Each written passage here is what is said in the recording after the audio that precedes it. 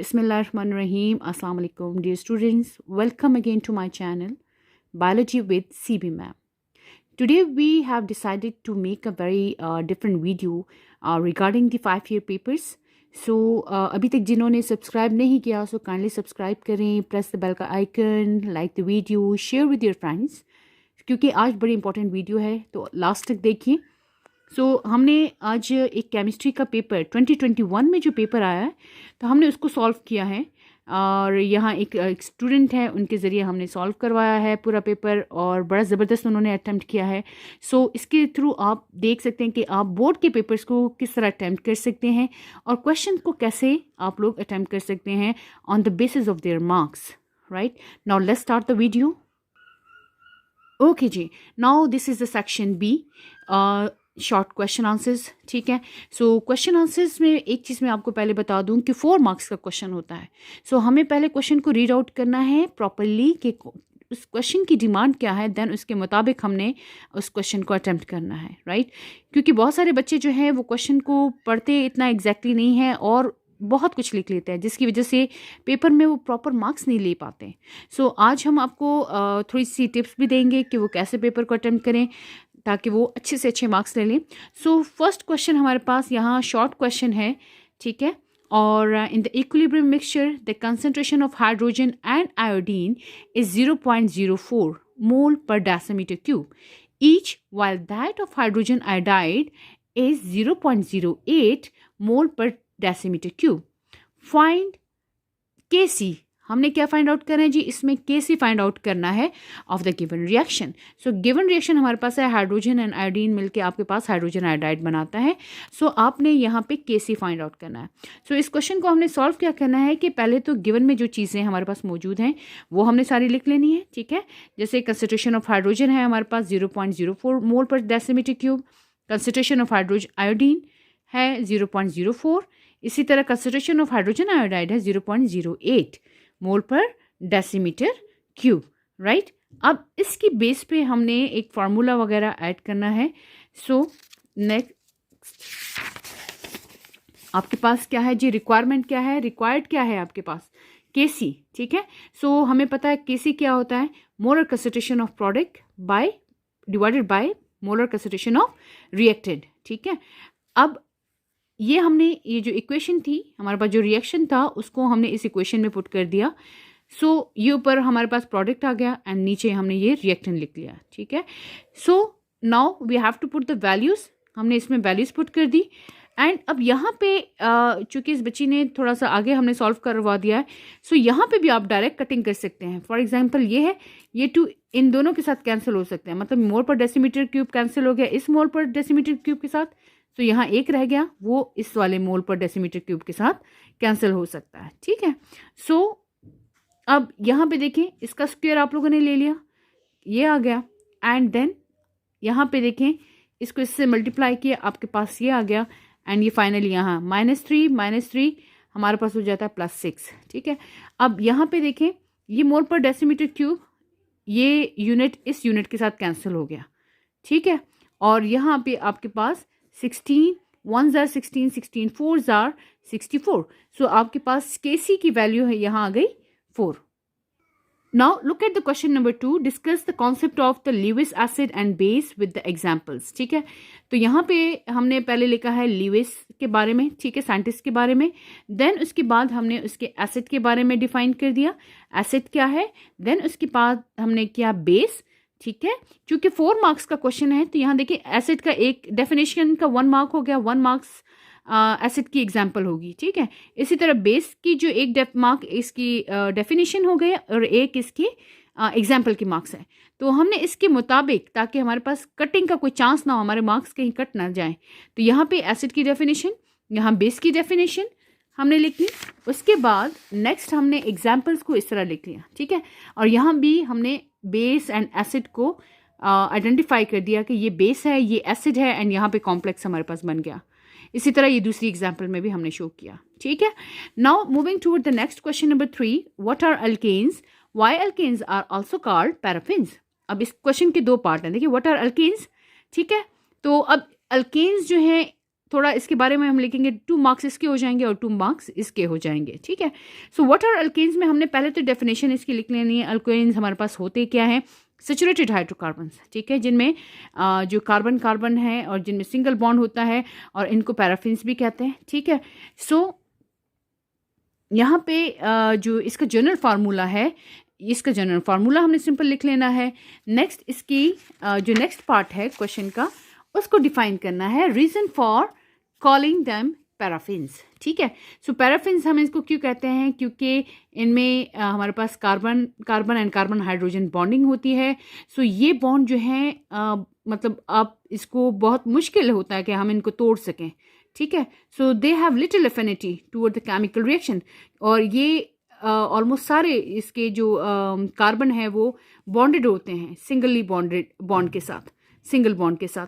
तो यहाँ पे इनको तोड़ना थोड़ा मुश्किल भी होता है। सो यहाँ पे देख लें, यहाँ हमने लिखा है paraffins is a Latin word meaning little affinity, since carbon contain carbon carbon and carbon hydrogen single bond, therefore they have the little affinity toward the chemical reaction, that is why they are called paraffins। क्योंकि इनकी affinity थोड़ी कम है reaction की तरफ, मतलब ये इतने ज़्यादा रिएक्टिव नहीं होते, क्योंकि इनके जो carbon carbon and carbon hydrogen bond है वो फुली, इनकी हम कह सकते हैं फुली सेटिस्फाइड है एक किस्म के, मतलब किसी और के साथ ये बॉन्ड बहुत मुश्किल से बना रहे हैं, तो दैट्स वाई हम इनको पैराफिन्स भी कहते हैं, ठीक है।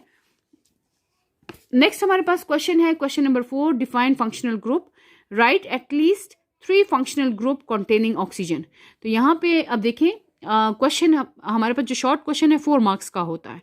तो यहाँ पे डिफाइन फंक्शनल ग्रुप 1 नंबर इसका हो गया, and right at least 3 functional group containing oxygen, तो 3 मार्क्स इसके, तो 4 मार्क्स देखिए इस तरह पूरे होते। पहले आप लोगों ने फंक्शनल ग्रुप की डेफिनेशन लिखनी है, देन उसके बाद आपने 3 फंक्शनल ग्रुप जिनमें ऑक्सीजन मौजूद है, ठीक है। तो यहाँ पे देखिए, ये हमने पहले डेफिनेशन लिखी है इसकी, उसके बाद अल्कोहलिक फंक्शनल ग्रुप, देन उसकी 2 एग्जाम्पल हमने लिख दी साथ में। उसके साथ नेक्स्ट हमने लिखा है ईथर, ईथर फंक्शनल ग्रुप है, उसके बाद उसकी एग्जाम्पल लिख दी। नेक्स्ट हमारे पास है कार्बोक्सिलिक एसिड, कार्बोक्सिलिक ग्रुप, तो इसमें हमारे पास ये इसके बारे में लिख दिया, एंड साथ में इसकी एग्जाम्पल के बारे में हमने बता दिया। Now moving toward the question number 6। अब ये क्वेश्चन है हमारे पास जी, differentiate between glucose and fructose, ठीक है जी। अब ग्लूकोज एंड फ्रक्टोज जो है, इन दोनों के हमने डिफ्रेंशिएट करना है। सो ये ऑलरेडी बुक में अवेलेबल है। सो यहाँ पे देखें, इस क्वेश्चन को इस बच्ची ने लिखा है एंड यहाँ पे हाईलाइट कर दिया, ठीक है, जो इंपॉर्टेंट पॉइंट था इसको हाईलाइट कर दिया ताकि चेकर के लिए आसानी हो जाए। ये एल्डिहाइड है, polyhydroxy aldehyde, this is polyhydroxy ketone. उसके बाद glucose need insulin for its metabolising, ठीक है। मेटाबॉलिज्म के लिए, ग्लूकोज के मेटाबॉलिज्म के लिए हमें हार्मोन चाहिए जिसका नाम है इंसुलिन, जबकि फ्रक्टोज के लिए ऐसा कोई हार्मोन नहीं है, ठीक है, कोई हार्मोन, हमें इंसुलिन नहीं चाहिए, ठीक है। अच्छा, it has less sweet taste, और यहाँ पे हमने इसमें लिखा है ये ज़रा ज़्यादा स्वीट टेस्ट होता है एज कम्पेयर टू ग्लूकोज के। अच्छा, फिर 4th पॉइंट हमने इसके स्ट्रक्चर का बना दिया कि ये स्ट्रक्चर हो गया। तो इसी तरह मतलब 2 मार्क्स इसके हो गए, 2 इसके, तो आपने 4 मार्क्स लिख लिए। अगर यही क्वेश्चन आपके पास पूरा का पूरा 4 मार्क्स में आता है, जैसे अब शॉर्ट में आया है, तब भी आप ये पूरा लिख सकते हैं, ठीक है। एंड ताकि जो चेकर है उसके पास कोई ऑप्शन ना बचे आपके मार्क्स कटिंग के, क्योंकि 4 पॉइंट्स आपने इसके भी लिख दिए, 4 इसके में लिख दिए, तो आपको 4 मार्क्स पूरे दे देगा, ठीक है। Now moving toward the next question. Next question we have the question number 5। I think यहाँ पे थोड़ा सा जो नंबरिंग है वो थोड़ी मिस्टेक हो गई, right. Okay, now next question हमारे पास है जी, write balance equation for the preparation of ethene from ethyl alcohol and ethyl chloride, ठीक है। तो हमारे पास ये रिएक्शंस हैं, ठीक है, इथाइल अल्कोहल का। तो यहाँ just right the balance equation, आपने जस्ट बैलेंस इक्वेशन लिखनी है, ठीक है। जो इसके लिए हमें इक्वेशन चाहिए, आपने जस्ट इक्वेशन लिखना है, दैट्स इट, ठीक है, क्योंकि क्वेश्चन की डिमांड है इक्वेशन, तो आप भी इक्वेशन, बैलेंस्ड इक्वेशन लिख लेंगे, सही है जी। Now moving toward the next question. अच्छा जी, यहाँ पे देखिए, sketch and briefly discuss the composition of atmosphere by mentioning the percentage. अब बुक में तो वो ऐसे सर्कल बना हुआ है, ठीक है, एंड देन उसके बाद उसकी परसेंटेज वगैरह शो की हुई है, लेकिन यहाँ पे हमने टेबल की फॉर्म में कर लिए ताकि हमें याद करने में ज़रा थोड़ी आसानी हो जाती है टेबल फॉर्म में जब हम करते हैं। तो आप इस तरह स्केच साथ में आप स्केच कर ले तो ज़्यादा बेहतर है, ठीक है, क्योंकि स्केच का भी जिक्र है तो वो बुक में डायग्राम मौजूद है, तो आप डायरेक्टली बुक के साथ बुक से देख के ड्रा कर सकते हैं, ठीक है। Now moving toward the next question. Next question है explain hydrogen bonding in water with the help of structure of water molecule. यानी अब देखिए आपने हाइड्रोजन बॉन्डिंग को एक्सप्लेन करना है, किसमें, वाटर के अंदर, किसी और मॉलिक्यूल के अंदर नहीं करना, वाटर के अंदर आपने करना है। उसके बाद स्ट्रक्चर भी आपने बनाना है, ठीक है। सो हमने यहाँ पे हाइड्रोजन बॉन्डिंग ले लिया। सो यहाँ पे अगर इसको आप पॉइंट्स में कर लें तो वो और भी अच्छा हो जाएगा, ठीक है। सो यहाँ इस बच्ची ने इस तरह किया है, ये भी अच्छा है। इस तरह आप लोगों ने ये पूरा लिख लिया एंड देन उसके बाद आपने लास्ट में इसका जो हाइड्रोजन बॉन्ड है वाटर के अंदर वो बना दिया एंड उसको शो कर दिया कि ये हाइड्रोजन बॉन्डिंग हो रही है। नाउ नेक्स्ट क्वेश्चन है हाउ ब्लिसर कॉपर इज प्यूरिफाइड। सो पहले हमने ब्लिसर कॉपर के बारे में लिखना है कि ब्लिसर कॉपर होता है क्या। The copper in molten form obtain is called blister copper, ठीक है, ब्लिस्टर कॉपर भी कह सकते हैं। उसके बाद कि कैसे हम इसको प्यूरिफाई कर सकते हैं, तो यहाँ पे ये इसका मेथड है, ठीक है। सो मेथड हमने इसका लिख दिया। उसके बाद इसके रिएक्शंस हैं, ठीक है, along with diagram. Look at this, कितनी खूबसूरती से इस बच्ची ने डायग्राम बनाई है, देखें। तो इस तरह अगर आप पेपर में लिखेंगे तो डेफिनेटली आपके मार्क्स आउटस्टैंडिंग आएंगे, ठीक है। नाउ नेक्स्ट क्वेश्चन आप देखें, right any 4 physical properties of water.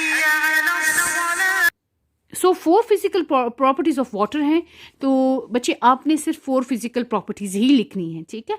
सो अगर आप एक एक्स्ट्रा लिखना चाहते हैं, अगर कोई मिस्टेक होगी, आपको लगता है कि मैंने 4 पॉइंट्स लिखे हैं तो वो उसमें कहीं ना कहीं मिस्टेक है, तो आप 5 लिख लें, क्योंकि उनमें से जो 4 ठीक होंगे तो आपको चेकर उसके मार्क्स दे देगा, ठीक है। सो यहाँ पे देखिए हमने 4 ले लिए, आसान से पॉइंट ले लें ताकि आपके जो है आपको आसान हो जाए। लेकिन यहाँ हमने 6 पॉइंट मैंने लिखवाए थे बच्चों से, क्योंकि समटाइम इंसान भूल जाता है, तो ये ताकि वो 2 जो है याद उनको रह जाए, तो वो इजीली जो है उसको कवर अप कर सके उस क्वेश्चन की डिमांड को। नाउ नेक्स्ट क्वेश्चन हमारे पास है compare the different macroscopic characteristic of forward and reverse reaction. अब फॉरवर्ड एंड रिवर्स रिएक्शन जो है हमारे पास, ठीक है, ये रिएक्शन हो गया, ठीक है। सो यहाँ पे देखें फॉरवर्ड रिएक्शन और रिवर्स रिएक्शन ये भी बुक में अवेलेबल है, ठीक है। उसके बाद ये आपने बुक से बेशक कर लेना है एंड साथ में एग्जाम्पल भी कर लेनी है और ये डबल हेडेड एरो भी शो करना है, ठीक है। Now moving toward the section C, ठीक है। अब सेक्शन सी की तरफ हम जाएंगे जी। उसमें क्वेश्चन नंबर 3 है, उसका पार्ट ए क्या है, differentiate between different organic compound on the basis of alcohol and ether functional group. अब ये देखें ये बहुत इंपॉर्टेंट चैप्टर है, इसमें हमारे पास शॉर्ट क्वेश्चन से भी आया हुआ है फंक्शनल ग्रुप के फॉर्म में और एक यहाँ भी आया हुआ है, ठीक है। सो यहाँ पे देखिए डिफ्रेंशिएट है between different organic compound on the basis of alcohol and ether functional group. यहाँ पे अल्कोहलिक फंक्शनल ग्रुप हमने लिख लिया, ठीक है, उसकी डेफिनेशन एंड देन हमने उसके कंपाउंड्स लिख लिए। यहाँ अल्काइल ग्रुप, अल्कोहल एंड साथ में उसका नेम हमने कर दिया, ठीक है। एंड नेक्स्ट पे हमने कर दिया ईथर फंक्शनल ग्रुप, ठीक है। पहले तो उसको डिफाइन कर दिया कि ईथर फंक्शनल ग्रुप होता क्या है, उसके बाद हमने इसके जो ऑर्गेनिक कंपाउंड हैं उनका नेम भी लिख लिया, उनका स्ट्रक्चर भी बना दिया, ठीक है। नाउ इसका बी पार्ट क्या है, discuss any 3 effects of ozone layer depletion. तो जो डिमांड है, यानी इतना लंबा चौड़ा क्वेश्चन को करने की जरूरत नहीं है, जो क्वेश्चन में पूछा गया है आप उसी की फुलफिलमेंट करें, उसी को लिखें, ठीक है, ताकि आपका टाइम भी बच जाए और आप जो लिमिटेड टाइम होता है हमारे पास 3 आवर्स हैं, ठीक है, उसमें 20 मिनट्स तो आपके ऑब्जेक्टिव के चले जाते हैं, जो 2.5 आवर्स मिल जाते हैं आपके पास बच जाते हैं, उसमें आप अपने पेपर को ज़बरदस्त शानदार तरीके से आउटस्टैंडिंग तरीके से परफॉर्म लिख सको, ठीक है। सो यहाँ पे देखें जस्ट 3 इफेक्ट्स मांगे हैं, सो हमने भी 3 इफेक्ट्स लिख लिए। नंबर 1 स्किन कैंसर हो गया, इसके बाद नेक्स्ट हमारे पास आ गया जी आई डैमेज हो गया, ठीक है, उसके बाद डैमेज टू इम्यून सिस्टम। अब यहाँ मैंने चूंकि 4 लिखवाए हैं, वो 4 इसलिए लिखवाए हैं कि अगर समटाइम 4 की डिमांड होती है, यानी 4 शॉर्ट में अगर ये क्वेश्चन आ जाता है तो आप कम से कम 4 पॉइंट्स लिख के अपने क्वेश्चन की रिक्वायरमेंट को पूरा कर सकते हैं। ठीक है, नाउ नेक्स्ट हमारे पास क्वेश्चन नंबर 4 है, उसका ए पार्ट है define hard and soft water and discuss the causes of hardness of water. ठीक है, तो पहले हमने सॉफ्ट वाटर को डिफाइन किया, उसके बाद हार्ड वाटर को डिफाइन करना है। ठीक है, एंड देन उसके बाद उसकी काजेज को हमने लिखना है। ये देखिए, और यहाँ पे बेशक आप लोग इसको हाईलाइट कर सकते हैं, मार्कर से लिख सकते हैं कि बाइकार्बोनेट्स, सल्फेट्स, ठीक है, and chlorides of calcium and magnesium. ठीक है जी, तो ये काजेज हो गई हैं आपके पास, एंड देन हमने आगे उनके फार्मूलाज भी साथ में लिख लिए। क्लियर हो गया जी। नाउ इसका बी पार्ट है हमारे पास कंप्लीट द रिएक्शन। अब सक्रोज जो है हमारे पास, ये आपके पास क्या है, सक्रोज बेसिकली डाइसेक्राइड है। ठीक है, अब ये किन 2 मोनोसेक्राइड से बना है, ग्लूकोज प्लस डैश। तो अब ये बड़े इंटरेस्टिंग क्वेश्चंस होते हैं और आसान होते हैं, इसमें आप मार्क्स इजीली ले सकते हैं। ठीक है, या समटाइम आता है आपके पास फार्मूला लिखें, या आपके पास आता है कि यूनिट्स लिखें, या आपके पास इस टाइप का क्वेश्चन आते हैं, तो इनको काइंडली अटेम्प्ट किया करें अगर आपको बिल्कुल ठीक वो आते हैं, क्योंकि इसमें सॉलिड मार्क्स गेन कर सकते हैं आप। ठीक है, तो यहाँ पे सक्रोज है, sucrose is basically made up of glucose and fructose. ठीक है, सो ग्लूकोज फ्रक्टोज मिल के आपके पास सक्रोज बना देगा। ठीक है, या हम ये कह सकते हैं कि सक्रोज जो है हमारे पास हाइड्रोलाइज होके ये बंदो बनाते हैं। ठीक है, so sucrose is basically disaccharide while the glucose and fructose are monosaccharide. Now next हमारे पास लैक्टोज है, एंड लैक्टोज जो है ये हाइड्रोलाइज होके मीन वाटर के अंदर डिजोल्व होके आपके पास 2 कंपोनेंट देगा। कौन कौन से जी, ग्लूकोज एंड लैक्टोज।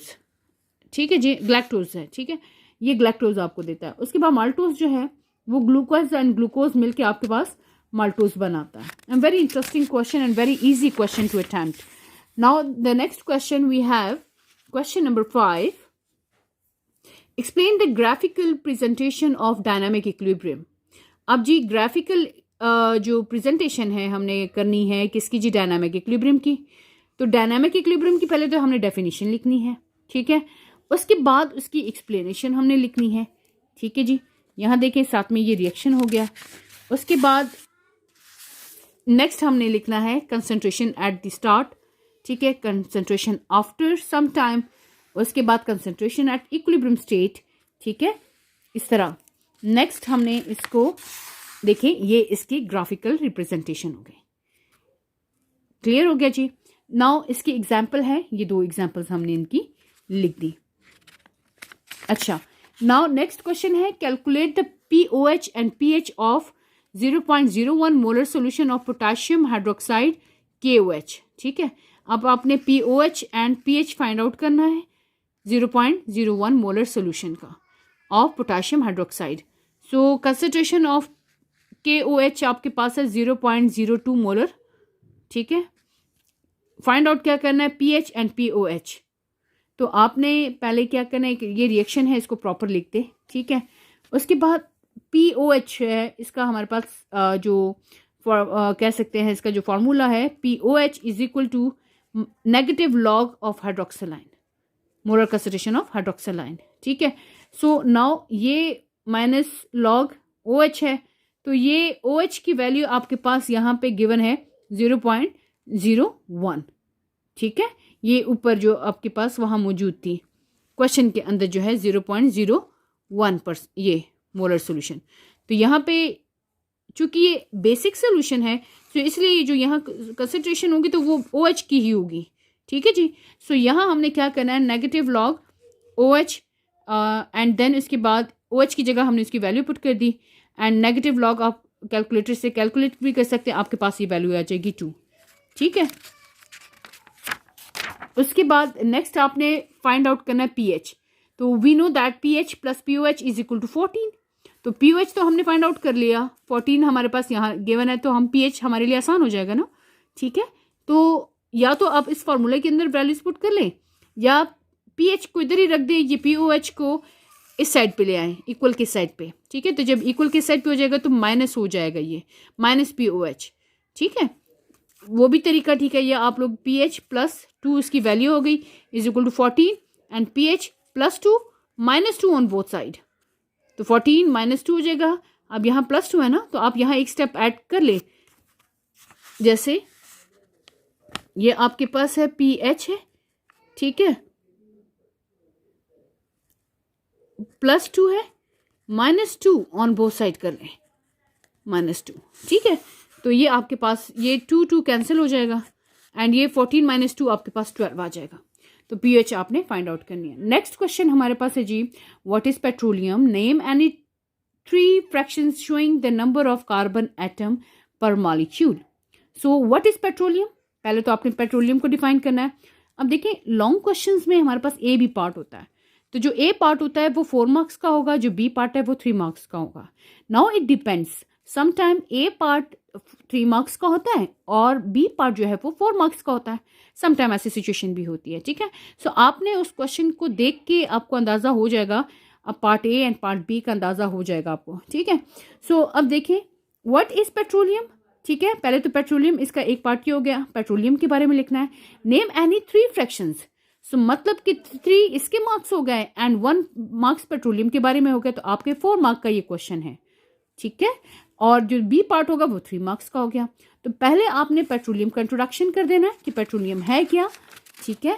उसके बाद नेक्स्ट हमने इसकी ये अपने इंट्रोडक्शन कर दिया, उसके बाद 3 फ्रैक्शंस मांगे थे, मैंने यहाँ 4 करवाए हैं। अगेन रीज़न ये कि समटाइम बच्चा बीच में एक आध भूल जाता है, तो एक आध एक्स्ट्रा लिखने में कोई हर्ज नहीं है, ठीक है। कम चीज़ ना हो, ज़्यादा होगी तो कोई मसला नहीं है, आपके ज़्यादा होने पे मार्क्स नहीं कटते, लेकिन अगर कम हो जाए तो डेफिनेटली मार्क्स कटेंगे। क्लियर हो गया। तो यहाँ हमने 4 इसलिए लिखवाए हैं क्योंकि बच्चे जब याद करते हैं वहाँ जाके भूल जाते हैं, तो कम से कम वो रिक्वायरमेंट में आ जाए, ठीक है। समटाइम ऐसे भी हो सकता है कि व्हाट इज़ पेट्रोलियम ना लिखा हो, आ जाए जी 4 कंपोनेंट्स लिखें पेट्रोलियम के, तो आपके पास ये 4 ऑप्शंस मौजूद हो। अंडरस्टैंड। सो इसको हमने इस टेबल की फॉर्म में ही इसके पॉइंट्स, बॉइलिंग पॉइंट इसके है, नंबर ऑफ एटम, फिर उसके बाद यूजेस, तो ये हमने इसके यूजेस कर लिए हैं, ठीक है जी। अच्छा, नेक्स्ट क्वेश्चन है हमारे पास, ये right note on stratosphere. So stratosphere जो है पहले तो हमने इसके बारे में लिखना था। अब ये जो ये ऑप्शन, ये पॉइंट बेशक आप एंड में लिख सकते हैं। सो पहले स्ट्रेटोस्फेयर के बारे में लिखोगे कि सेकंड लेयर है, पहला पॉइंट आप लोगों ने ये करना है, ठीक है। ये पॉइंट हो गया। उसके बाद इसकी हाइट के बारे में लिखना है, ठीक है। उसके बाद यहाँ पे जी टेम्परेचर कितना होता है, आपने टेम्परेचर कितना वो लिख लिया। देन उसके बाद ये वाला पॉइंट ऐड करें, ठीक है, कि वेदर बैलून एंड एयरक्राफ्ट जो है वो इस रीजन में फ्लाई करते हैं। सही हो गया। नाउ मेजर कंपोनेंट्स इसके कौन कौन से हैं, मेजर कंपोनेंट्स स्ट्रेटोस्फेयर के क्या है, ओजोन है, ठीक है। अब उसके बाद नेक्स्ट क्या है, phenomena occurring in the stratosphere. अब स्ट्रेटोस्फेयर में अब चूंकि नोट की बारी आई है, अब उसमें आइडेंटिफाई नहीं किया, तो आपने सारी चीज़ों को लिखना है, लेकिन थोड़ा थोड़ा करके। Understand. So phenomena occurring in stratosphere में कि हमारे पास कैसे, हमारे पास जो ओजोन लेयर है उसकी फॉर्मेशन होती है, वो आपने उसके प्रॉपर स्टेप्स लिख लेने हैं। जैसे ये देखिए, स्टेप 1 हो गया, ठीक है। उसके बाद आपने लिखना है स्टेप 2, उसके बाद आपने लिखना है स्टेप, ये ओवरऑल रिएक्शन आपके पास ये ओजोन बन जाएगा। Understand? So hope you like my video. So kindly subscribe the channel after watching my video and share it with your friends, और ताकि मतलब जितने और लोग हैं जो 5 ईयर पेपर्स जिनको सॉल्व नहीं करना आ रहा या वो नहीं करते, वो आपकी मदद से वो इजीली मार्क्स अच्छे ले लें। So thank you so much for watching my whole video.